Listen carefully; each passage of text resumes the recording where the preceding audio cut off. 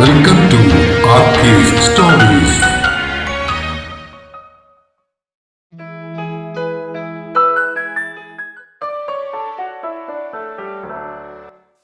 താളം അവസാന ഭാഗം.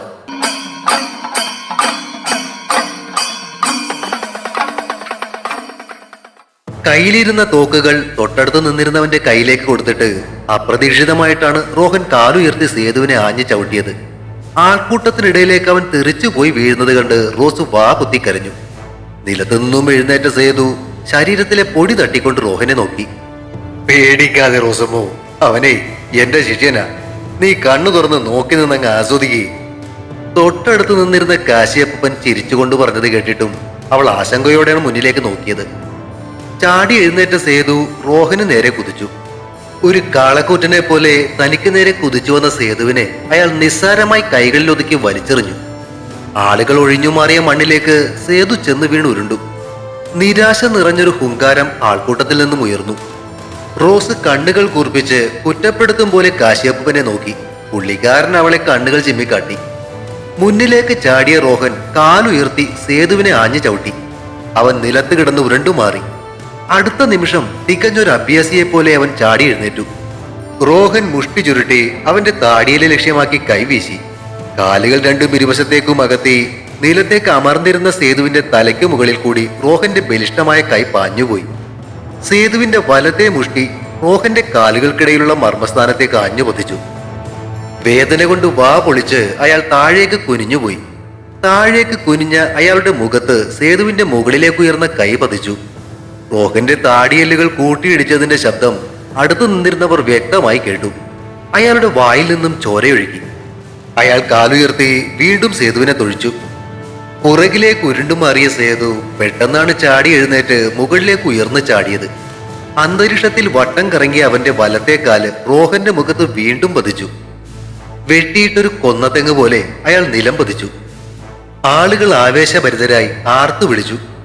എന്നാൽ അവരെ നിരാശരാക്കിക്കൊണ്ട് അയാൾ വീണ്ടും കൈകൾ കുത്തി എഴുന്നേറ്റിട്ട് പാന്റിന്റെ പോക്കറ്റിൽ നിന്നും നീളമുള്ളൊരു കത്തി എടുത്തുകൊണ്ട് സേതുവിനെ നോക്കി അലറി.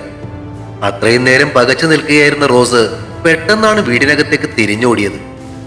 റോഹൻ അലറിക്കൊണ്ട് കത്തിയുമായി സേതുവിന് നേരെ പാഞ്ഞു വന്നു. അയാൾ കയ്യിലിരുന്ന ആ കത്തി സേതുവിന്റെ കഴുത്ത് ലക്ഷ്യമാക്കി ആഞ്ഞു വീശി. എന്നാൽ ആ കത്തി ലക്ഷ്യസ്ഥാനത്തേക്ക് എത്തും മുന്നേ സേതു നിന്നിരുന്ന സ്ഥലത്തു നിന്നും മുകളിലേക്ക് ഉയർന്നു ചാടിയിരുന്നു. കണ്ടുനിന്നവർക്ക് അവൻ പറക്കുന്നത് പോലെയാണ് തോന്നിയത്. ആശാനെ, ആശാൻ പഠിപ്പിച്ചതൊന്നും അവൻ മറന്നിട്ടില്ല കേട്ടോ. തൊട്ടടുത്ത് നിന്നിരുന്ന രമേശൻ പിറുപിറുത്തത് കേട്ട് കാശിയപ്പൻ അവനെ നോക്കി ചിരിച്ചു. മുകളിലേക്ക് ഒഴിഞ്ഞു മാറിയ സേതു റോഹന്റെ തലയ്ക്ക് മുകളിലൂടെ അവന്റെ പിറകിലാണ് പോയി നിന്നത്. റോഹന് പിന്നിലേക്ക് തിരിയാനുള്ള നേരം പോലും കിട്ടിയില്ല. അതിനു മുന്നേ സേതുവിന്റെ കൈപ്പത്തി റോഹന്റെ പിൻകഴുത്തിൽ പതിച്ചിരുന്നു. മുഖമടിച്ച് നിലത്തേക്ക് വീണ അയാൾ വീണ്ടും കത്തിയുമായി ചാടി എഴുന്നേറ്റു. Shoot him, you idiots! തന്റെ അനുയായികൾക്ക് നേരെ നോക്കി അയാൾ അലറി. പക്ഷേ ആദ്യം വെടിപൊട്ടിയത് തറവാടിന് മുന്നിൽ നിന്നുമായിരുന്നു. നാട്ടുകാരെല്ലാം ഞെട്ടിത്തിരിഞ്ഞു നോക്കി. പുക ഉയരുന്ന കൈത്തോക്കുമായി നിൽക്കുന്ന റോസിനെ കണ്ട് അവർ അന്തം വിട്ടു. റോഹന്റെ മുതകു തുളച്ച വെടിയുണ്ട് അവന്റെ ശരീരത്തിലൂടെ മറുപുറം കടന്നിരുന്നു. അവൻ താഴേക്ക് വീഴുമ്പോ അവന്റെ അനുയായികളുടെ തോക്കുകൾ തീ തുപ്പാൻ തുടങ്ങിയിരുന്നു. രഘുവിന്റെയും ശിവന്റെയും റിജിയുടെയും കയ്യിലിരുന്ന തോക്കുകളും തിരികെ വെടിയുതിർത്തു. നാട്ടുകാർ വീണ്ടും ചിതറിയോടി. ആരൊക്കെയോ വെടിയേറ്റ് നിലത്ത് വീണു. സേവിച്ചന്റെ കയ്യിലിരുന്ന തോക്ക് സേതുവിന് നേരെ ഉന്നം പിടിക്കുന്നത് പ്രജിത്ത് കണ്ടു. പെട്ടെന്നാണ് അവൻ സേതുവിന്റെ മുന്നിലേക്ക് കയറി നിന്നത്. സേവിച്ചന്റെ തോക്കിൽ നിന്നും പുക ഉയർത്തിപ്പാഞ്ഞ വെടിയുണ്ട് പ്രജിത്തിന്റെ വയറിലേക്കാണ് തുളഞ്ഞു കയറിയത്. പുറകിലേക്ക് മറിഞ്ഞ അവനെ സേതു താങ്ങി നിർത്തുമ്പോ 4 വലിയ ബാറ്ററികൾ ഇടുന്ന ഒരു ടോർച്ച് അന്തരീക്ഷത്തിലൂടെ പാഞ്ഞു ചെന്ന് സേവിച്ചന്റെ നെറ്റിയിൽ പതിച്ചു. അയാൾ പുറകിലേക്ക് മലർന്നടിച്ചു വീണു. ആൾക്കൂട്ടത്തിനിടയിൽ നിന്നിരുന്ന പാപ്പുവശാൻ വീറോടെ കൈ ചുരുട്ടി. എന്നോട് ക്ഷമിക്കണേ സേതുവേട്ടാ, വിക്കി പറഞ്ഞുകൊണ്ട് പ്രജിത്തിന്റെ കണ്ണുകൾ അടഞ്ഞു. അടുത്തുണ്ടായിരുന്ന ശങ്കരന്മാരാരും വാസുദേവന്മാരാരും സേതുവിന്റെ കൈകളിൽ നിന്നും അവനെ താങ്ങിയെടുത്ത് കാറിനടുത്തേക്ക് ഓടി. നാട്ടുകാരിൽ 3-4 പേർക്ക് വെടിയേറ്റ കൂട്ടത്തിൽ നക്ഷത്രയുടെ അച്ഛൻ ശ്രീധരനും വെടിയേറ്റ് കിടപ്പുണ്ടായിരുന്നു. വീണ് കിടന്നിരുന്നവരെയും ആശുപത്രിയിലേക്ക് എത്തിക്കാനുള്ള ഓട്ടത്തിലായിരുന്നു നാട്ടുകാരിൽ ചിലർ. റോസ് തന്റെ കയ്യിലിരുന്ന തോക്ക് സേതുവിന് നേർക്ക് എറിഞ്ഞു കൊടുത്തു. അവനത് ചാടിപ്പിടിച്ചെടുത്തിട്ട് അതുമായി റോഹന്റെ മുന്നിൽ ചെന്ന് നിന്നു. ബാക്കിയുള്ള ജീവനുമായി അയാൾ അപ്പോഴും നിലത്ത് കിടന്ന് ഞരങ്ങുകയായിരുന്നു. ഇനിയൊരു തിരിച്ചുവരവിന് അവനെ അനുവദിക്കാത്ത വിധം സേതുവിന്റെ കയ്യിലിരുന്ന തോക്കിൽ നിന്നും പാഞ്ഞ വെടിയുണ്ട അവന്റെ നെറ്റിയിൽ തുളച്ചു കയറി. ചിതറി ഓടിക്കഴിഞ്ഞ് ബാക്കിയുണ്ടായിരുന്ന നാട്ടുകാർ റോഹന്റെ കൂടെയുണ്ടായിരുന്നവരെ അങ്ങ് വളഞ്ഞു. അത്തരമൊരു ആക്രമണം അവർ പോലും പ്രതീക്ഷിച്ചിരുന്നില്ല. ധൈര്യത്തോടെ നിന്ന ആ ജനക്കൂട്ടത്തിന് മുന്നിൽ അവരുടെ കയ്യിലിരുന്ന തോക്കുകൾ നിഷ്ഫലമായി. ഏറുകൊണ്ട് സേവിച്ചൻ കണ്ണും തിരുമി എഴുന്നേറ്റപ്പോ മുന്നിൽ നിൽക്കുന്ന സേതുവിനെ കണ്ട് രക്ഷപ്പെടാൻ ഒരു പഴുതു തേടി ചുറ്റിനുമൊന്ന് നോക്കി. എഴുന്നേൽക്കാൻ ശ്രമിച്ച അവന്റെ മുഖത്ത് സേതുവിന്റെ കാല് ആഞ്ഞു പതിച്ചു. പുറകോട്ട് വീണ്ടും മലർന്നടിച്ച് വീണ അവൻ മണ്ണ് വാരി സേതുവിന്റെ മുഖത്തിന് നേരെ എറിഞ്ഞു. എന്നാൽ അവന്റെ പ്രതീക്ഷയ്ക്ക് വിപരീതമായി ഇടത് കൈ മടക്കി മുഖം മറച്ച സേതു കൈ മാറ്റിയിട്ട് അവനെ നോക്കി പല്ല് ഞെരിച്ചു. രക്ഷപ്പെടാനുള്ള അവസാന ശ്രമം വന്നോണം സേവിച്ചൻ അവനെ നോക്കി കൈകൂപ്പി. കോളറിൽ പിടിച്ചവനെ വലിച്ചുപൊക്കി നേരെ നിർത്തിയ സേതു രണ്ട് കൈകൾ കൊണ്ട് അവനെ മാറി മാറി ഇടിച്ചു. രക്ഷപ്പെട്ടു ഓടാൻ ശ്രമിച്ച അവൻ രമേശന്റെ ചവിട്ടുകൊണ്ട് വീണ്ടും മറിഞ്ഞു വീണു. അവർ രണ്ടുപേരും ചേർന്ന് സേവിച്ചനെ നിലത്തുകൂടെ വലിച്ചിഴച്ച് റോസിന്റെ മുന്നിൽ കൊണ്ടുപോയിട്ടു. അവനെ കണ്ടതും അവളുടെ മുഖം ദേഷ്യം കൊണ്ട് ചുവന്നു. അവളുടെ കണ്ണുകൾ ചുറ്റിനും പരന്നുന്നത് കണ്ട് പ്രവീൺ കയ്യിലിരുന്ന മടൽ അവൾക്ക് നേരെ നീട്ടി. അത് വാങ്ങിയ അവൾ അതുകൊണ്ട് നിലത്ത് കിടന്നിരുന്ന സേവിച്ചനെ തലങ്ങും വിലങ്ങും തല്ലുമ്പോ പുറത്തേക്ക് ഓടാൻ ശ്രമിച്ച സ്റ്റീഫച്ചായനെ ഓടിച്ചിട്ടടിക്കുകയായിരുന്നു കാശിയപ്പൂപ്പൻ. രഘുവും ശിവനും കൂടി വിൽസനെ നിലത്തിട്ട് ചവിട്ടിക്കൂട്ടുമ്പോ നാട്ടുകാരും കൂടെ കൂടി. സേവിച്ചനെ എറിഞ്ഞ ടോർച്ച് വീണ്ടെടുത്ത പാപ്പോശൻ കയ്യിൽ കിട്ടുന്നവരുടെയൊക്കെ തല ആ ടോർച്ച് ഉപയോഗിച്ച് അങ്ങ് തല്ലിപ്പൊളിച്ചു. പ്രവീണും പ്രദീപും രമേശനും റിജുവും രഘുവും ശിവനും രമേശന്റെ അളിയൻ രവീന്ദ്രനും അർജുനും നക്ഷത്രയുടെ ചേട്ടൻ നവീനും ഒരുമിച്ച് റോഹന്റെ അനുയായികൾക്കിടയിലേക്ക് പാഞ്ഞു കയറി കയ്യിൽ കിട്ടിയവരൊക്കെ അങ്ങ് തല്ലിച്ചതച്ചു. അടി എന്ന് എഴുതി കാണിച്ചാൽ ഓടുന്ന അച്ഛനും പ്രവീണിന്റെ അച്ഛനും കൂടി രണ്ടുപേരെ നിലത്തിട്ട് ചവിട്ടി കൂട്ടുന്നത് യാമി വാ പൊളിച്ചു നോക്കി നിന്നു. പഴയ പോലീസുകാരന്റെ ശൗര്യത്തോടെ നാരായണമേനോൻ ഒരുത്തനെ പൊക്കിയെടുത്ത് തൊട്ടടുത്ത് നിന്നിരുന്ന തെങ്ങിലേക്ക് വലിച്ചെറിയുന്നത് ശ്രീമോളാണ് അമ്മയ്ക്ക് കാട്ടിക്കൊടുത്തത്. ഭാസ്കരനും ആൻഡോ ചേട്ടനും റഹ്മാനികയും കേശവൻ ചേട്ടനും ബെന്നിയും ബിജുവും കൂടി ഓടി നടന്ന് തല്ലി. റോഹന്റെ കൂടെ ഉണ്ടായിരുന്നവരിൽ ചിലരൊക്കെ നാട്ടുകാരുടെ ആക്രമണത്തിൽ നിന്നും രക്ഷപ്പെട്ട് ഓടി കായലിൽ ചാടി.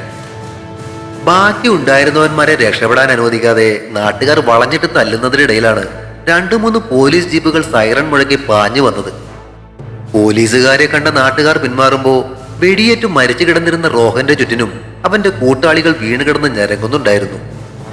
ബോധമില്ലാതെ കിടന്നിരുന്ന സേവിച്ചനെയും വിൽസനെയും സ്റ്റീഫച്ചായനെയും ചലനമറ്റിരുന്ന റോഹനെയും വെടിയേറ്റ് വീണ് കിടന്നിരുന്ന അവന്റെ കൂട്ടാളികളെയും കൊണ്ട് പോലീസ് ജീപ്പുകൾ ആശുപത്രി ലക്ഷ്യമാക്കി പാഞ്ഞു. തിരുവോണത്തിന്റെ അന്ന് നാടിനെ നടുക്കിയ അന്നത്തെ ആ സംഭവത്തിന് ശേഷം ഒരു ക്രിസ്മസും ലക്ഷ്മി നാരായണ ക്ഷേത്രത്തിലെ ഉത്സവവും തേവരുടെ ഉത്സവവും കടന്നുപോയി. ഒരു കൊല്ലവും കൂടി കഴിഞ്ഞുള്ള അടുത്ത മാർച്ച് മാസത്തിലെ തേവരുടെ അമ്പലത്തിലെ ഉത്സവമായിരുന്നു അന്ന്.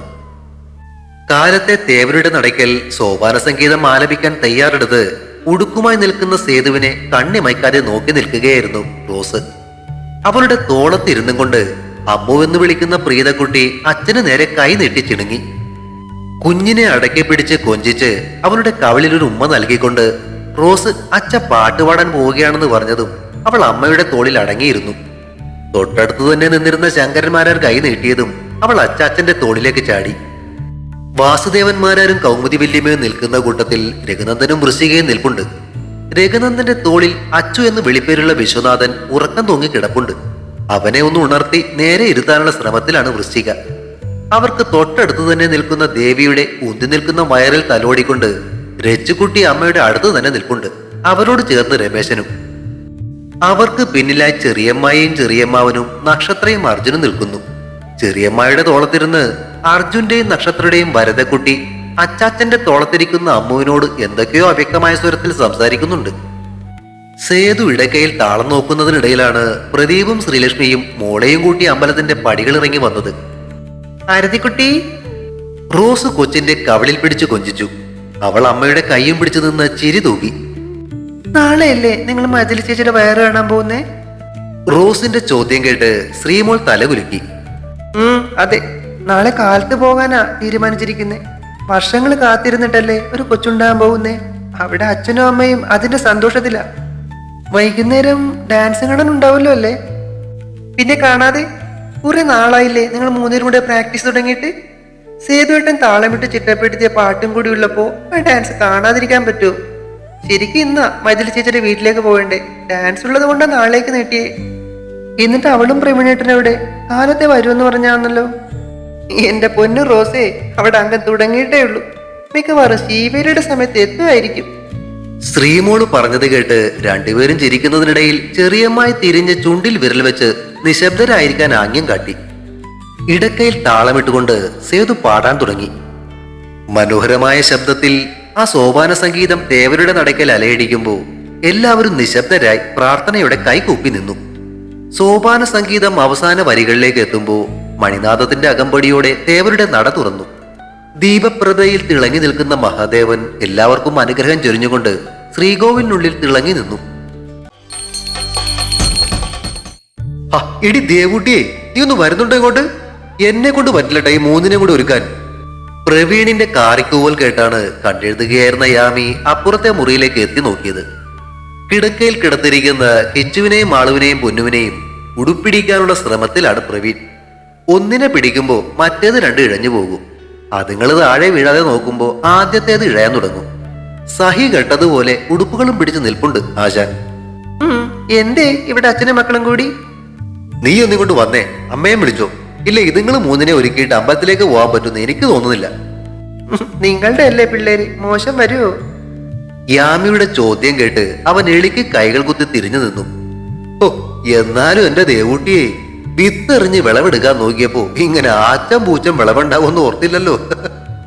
അവൻ പറഞ്ഞത് കേട്ട് യാമി പാ പൊത്തി ചിരിക്കുന്നതിനിടയിലാണ് മിനിയമ്മ അങ്ങോട്ടേക്ക് കടന്നു വന്നത്. എന്താടാ കിടന്ന് കാറിക്കുന്നേ? അങ്ങ് അടുക്കളയെ കേക്കാല്ലോ അച്ഛാ.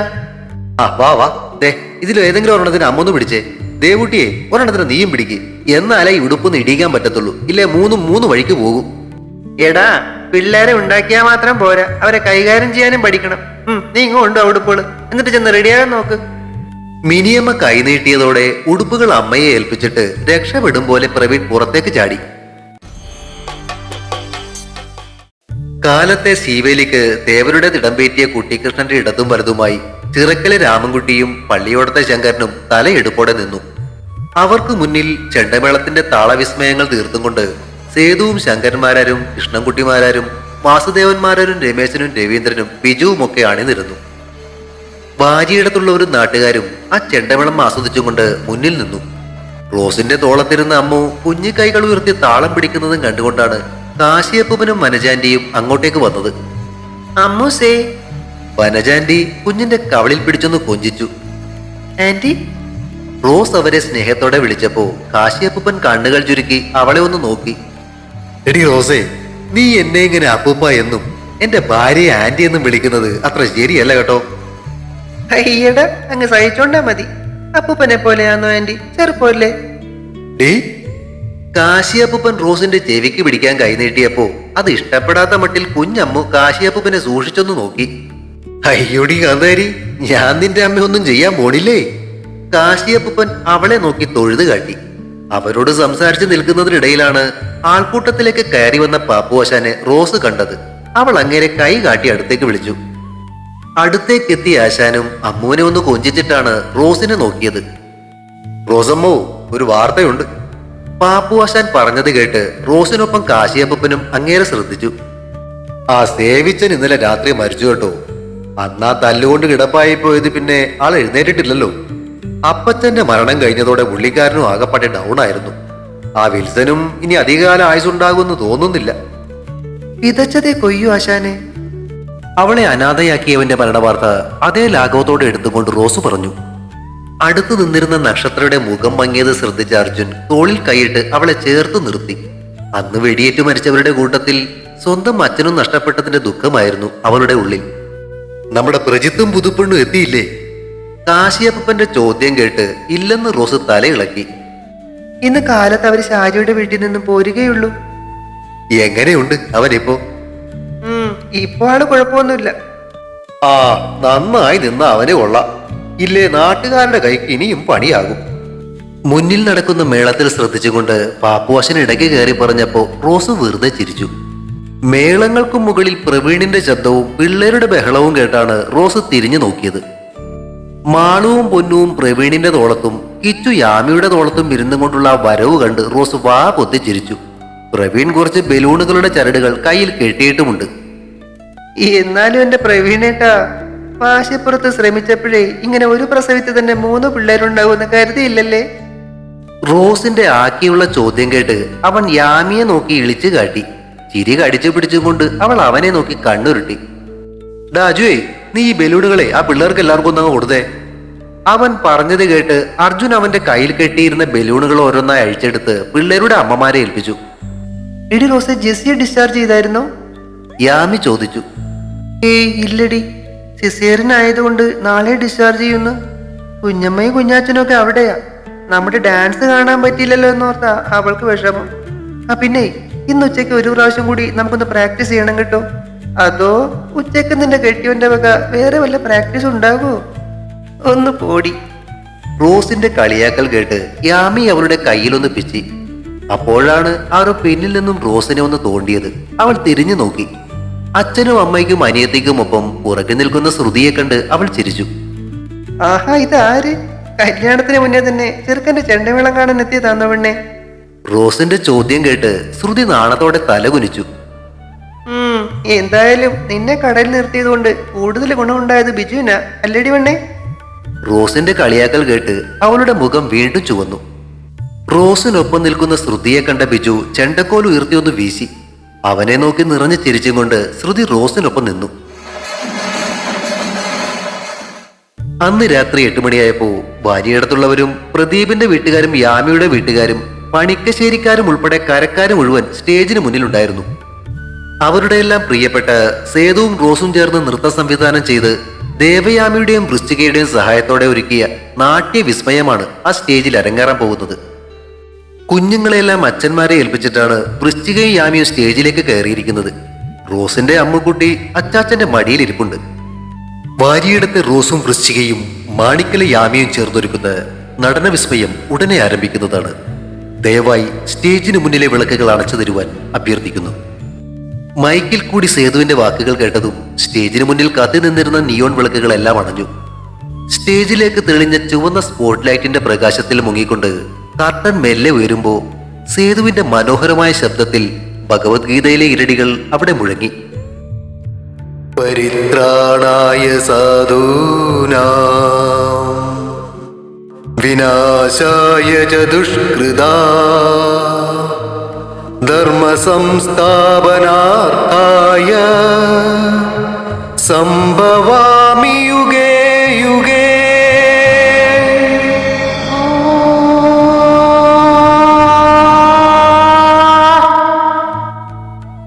ശ്രീകൃഷ്ണന്റെ രൂപത്തിൽ സ്റ്റേജിന് നടുവിലായി നിന്നിരുന്ന റോസിന് ഇരുവശത്തുമായി ശക്തിയും ഭക്തിയുമായി യാമിയും വൃശ്ചികയും മനോഹരമായ നൃത്തവേഷത്തിൽ തൊഴുതു നിൽക്കുന്ന ദൃശ്യത്തിലേക്കാണ് ആ കർട്ടൻ ഉയർന്നത്.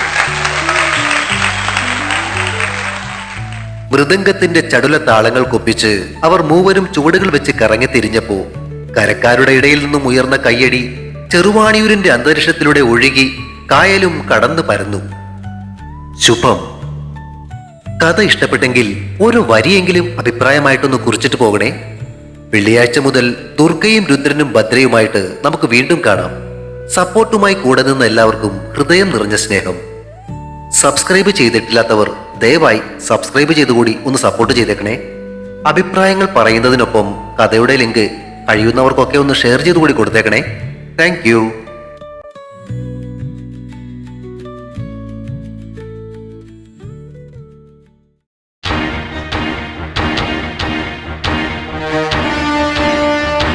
See you soon.